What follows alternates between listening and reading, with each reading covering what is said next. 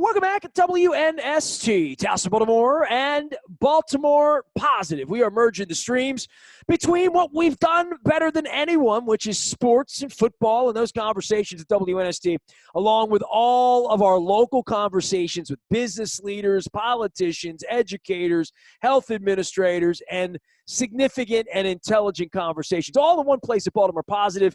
This one's going to be a little more old school. I was talking about eating my Rofo chicken over the weekend and not being able to tweet in the early part of the game, and Luke Jones taking over. Everyone knows that Luke loves him some football analytics. This guy is one of the, I'll let him tell you whether he is one of the godfathers of analytics, but I'll put that on him. He's the head of Football Outsiders, ESPN NFL analyst, and you can find him at Football Outsiders and FO_A Shots.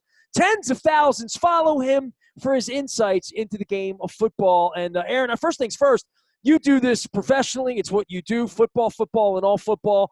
The good news is they're playing. The bad news is, well, they're playing under weird conditions, and I think all of us are looking at the sustainability of what they're trying to do in playing these games in this window. And I know I think that concerns everyone who loves football. I think at some point, there's no question, we're going to end up with an outbreak on a team that's already had its bye week, and they're not going to be able to move games around the way that they've moved games around. And they're going to have to add some kind of week 18 at the end to try to move games to when teams aren't able to play. It's pretty amazing what they've been able to do so far with moving games around and adjusting the schedule, but they're going to run out of room at some point. Yeah, and the virus is what it is. And, Dick Cass was on a couple of weeks ago on Baltimore Positive. We were talking about, if you have a player with a school-age child that went to school, there's no way to make the bubble a real bubble. And earlier in the week, and I'll talk to everybody about it this week because it just drove me as a discussion point, I was on with Dennis Colatzos, who hosts our Thursday afternoon program from 3 until 5. And we talked about LeBron James. And, I didn't watch basketball. I watch very little hockey, and I love hockey. I watch very little baseball. I'm still watching very little baseball. I'm actually watching no baseball this week, despite the fact that it's on. And not everyone's obligated to watch the NFL, but it sure feels like most of the people that like the NFL have sort of come back in one way, whether it's gambling on it, fantasy on it, just loving it. I'm wearing green this week because we're playing the Eagles, Aaron. But for football and all of us who are concerned about it and have business concerns, which in my city, just seeing that Monday night game against the Chiefs, that nobody's downtown, none of the bars are open, there's no commerce around it. At least for the people like us that talk about it, and for people that do on Sunday afternoon find it to be like sort of the only thing we're doing in the middle of this plague that feels sort of normal. And when LeBron was celebrating the other night, the one thing I thought about was, well, they got paid. They finished their season. They all were in on it. There's a lot of money at stake. There's a lot of money at stake all summer as the NFL ramped this thing up to get it going. Now that they're playing these games, bro, and they're cashing their checks and things are happening, and they're even opening the stadium in Philadelphia this week for a couple of people, I would think that their worst nightmare is they're the league that doesn't finish somehow. Oh, yeah, that's what they don't want to have happen. And it's really important to them to try to have every team play 16 games. But what I said before the season was, there's a possibility we just aren't going to have every team play 16 games, and we need to accept that. And that's still a possibility if things get moved around. I think the teams are doing their best. The Titans obviously are a little bit of a different issue, Tennessee Titans, because the players went and had that players-only workout, and they weren't supposed to be in contact with each other at all. But the New England Patriots, for example, there's no indication that anything happened in the team facility. Like, it could have just been that Cam Newton could have picked it up from like the takeout delivery guy. Like, you just don't know, because unlike basketball and hockey, the football players aren't in a bubble. They're going home. They're like living their lives. They're going to the grocery store, whatever they have to do. So you never know whether they get it from their significant other, from their kids, or whatever. But most teams are doing a pretty good job of keeping it clamped down, but it's going to show up. There's no way around it.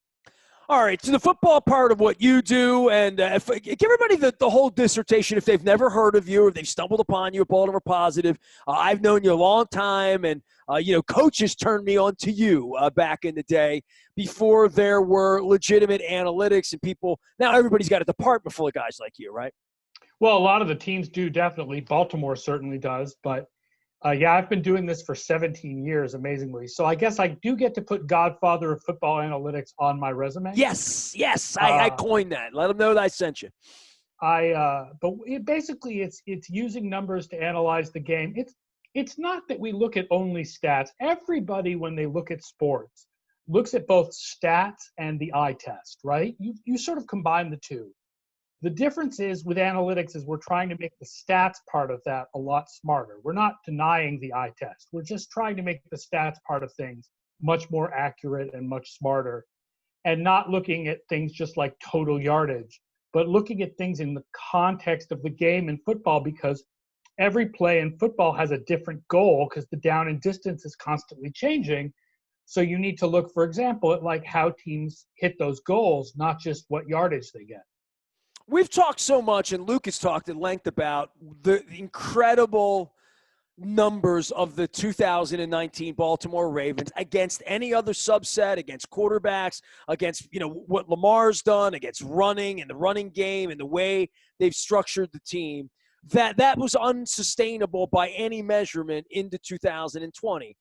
Got 5 games, some body of work, some bad teams, some decent teams, and certainly a very good team in Kansas City that the Ravens came up short a couple of weeks ago and fell behind, and they play a little differently. And, I know you account for all of these things. Let's start with the eyeball test for me. Offense with Marshall Yanda, good. Offense without Marshall Yanda might be good, but it's not going to be as good as with Marshall Yanda. And I think one of the real benefits of the nerds who do what you do out there is taking formerly football cards from the 1970s that I had when you would have a guard, Mick Tinglehoff, or a center or whatever. There's no stats for it. A lot of guys didn't have stats. It wasn't like a baseball card. Football cards were different. And I know one of the things that you guys have been so good at doing is quantifying the real value of the individual players as it relates to how offensive lines work and games are called and what the Ravens are about. The Ravens are trying to do most of the same things they were doing last year, but doing without a Hall of Fame guard is maybe it makes Marshall Yanda a Hall of Fame guard. What happens to your team when you pull him out? Well, we're finding out around here in the same way we found out when Ray Lewis aged and went away, and Ed Reed and anybody else of note like that. Well, I don't have any individual stats in front of me right now for offensive linemen, but I can give you a sort of unit stat that we do called adjusted line yards, and it breaks down runs at different distances to try to get an idea of how much of the running is the blocking and how much of the running is what the running backs do in the open field. And last year, the Ravens ranked 3rd in the league in adjusted line yards, and this year they're 15th. So if you're looking for an example of something that has changed, and the loss of Marshall Yanda is certainly a large part of that, that's something that has changed. And that means the running game has not been quite as efficient this year as it was last year, in particular, by the way, when Lamar Jackson runs.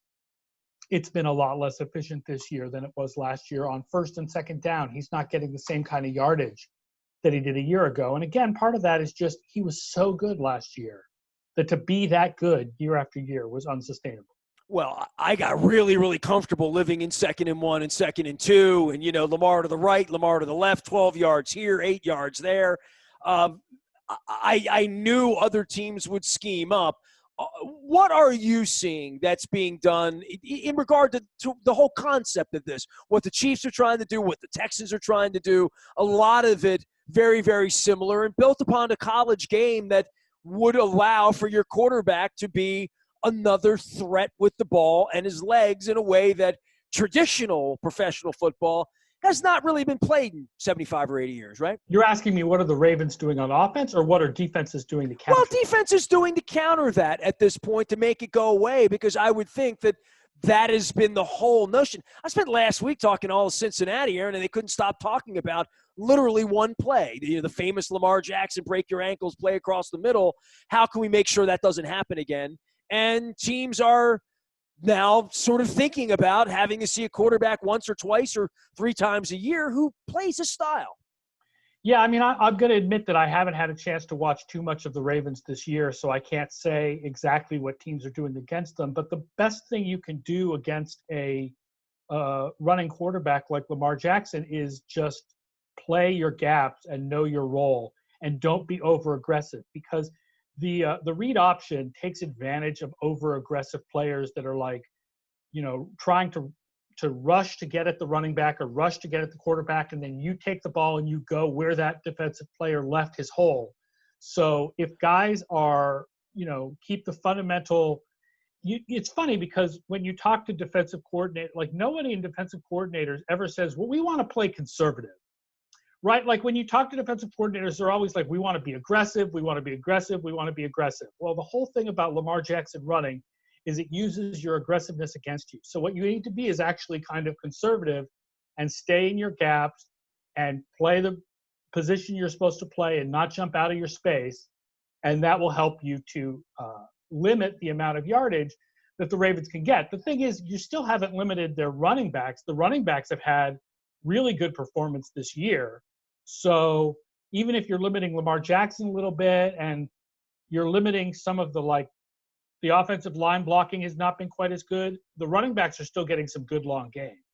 Well, this is where the stats get wonky, right? Where Lamar doesn't practice last week. He's sick. He shows up. Yeah, I wouldn't even consider last week's game when thinking about Lamar Jackson running because his knee wasn't all right, and he only ran 2 times. Yeah, you throw it out, and I guess over the body of work, whatever this week would be against Philadelphia may be the same thing, but what the Ravens want to do and what they'd like to do, and then what happens when they go for it on 4th and 1 a couple of times, like the playoff game last year or like the Chiefs game last week or 2 weeks ago, not 4th down in that game, but just failed, stalled, punting, falling behind. There is that point. We've talked at length about this. They don't fall behind much under Lamar. When they've fallen behind, they haven't really come back. And are they designed?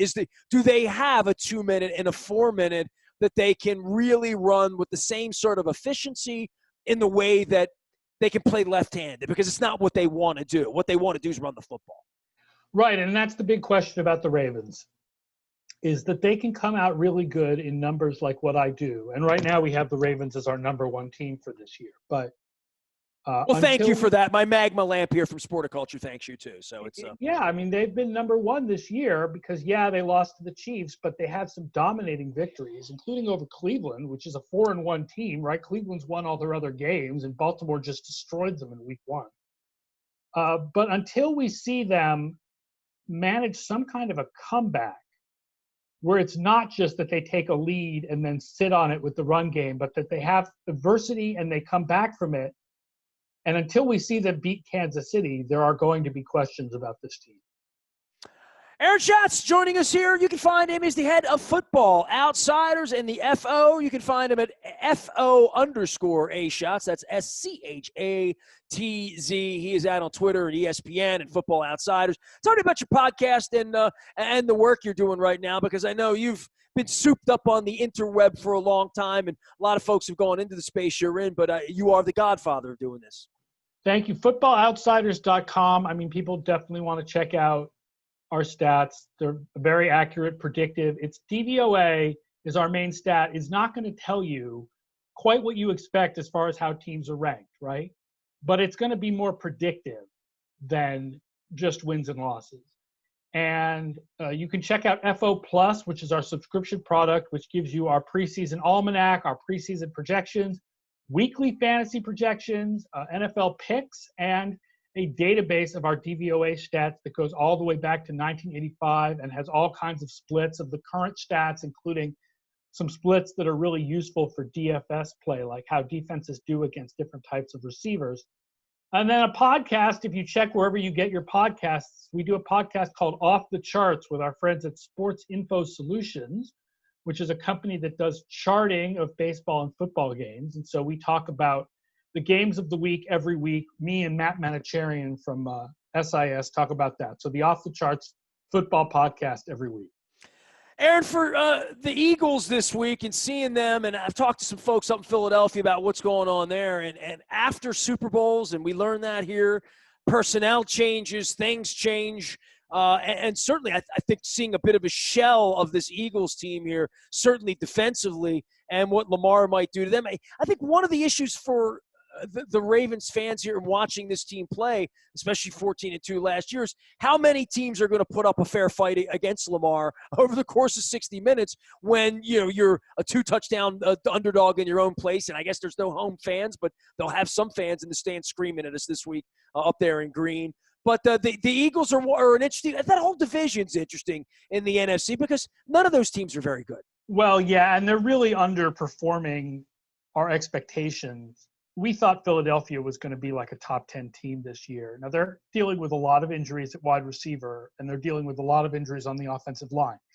The defense's underperformance has been a little bit more of a surprise because we did think that there were some good defensive players there. Fletcher Cox is still there. Brandon Graham added Darius Slay in the offseason. But the offense, the defense has been disappointing, and the offense has been a garbage fire. Carson Wentz is the opposite of Josh Allen, right? Josh Allen is having this massive breakout for Buffalo that nobody expected, came out of nowhere.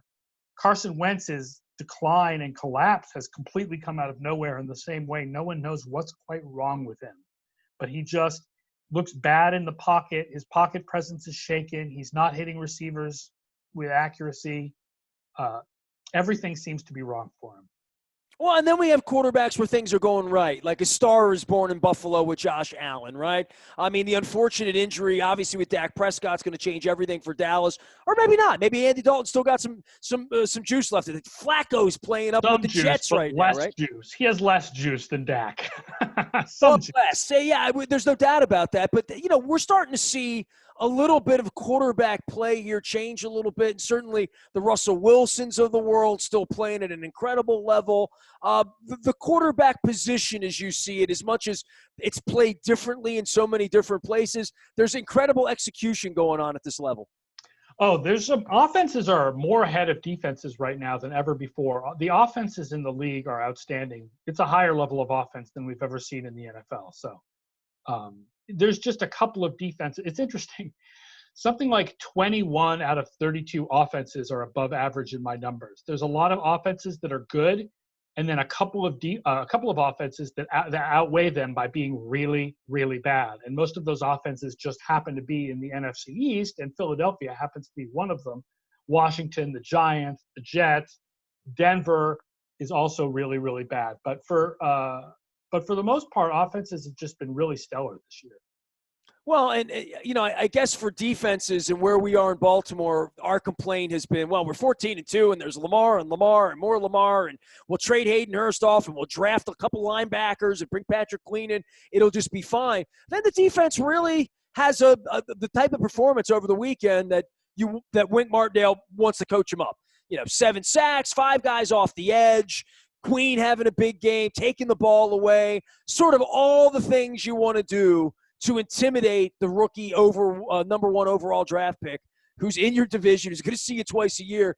I would think he's still sore from Sunday.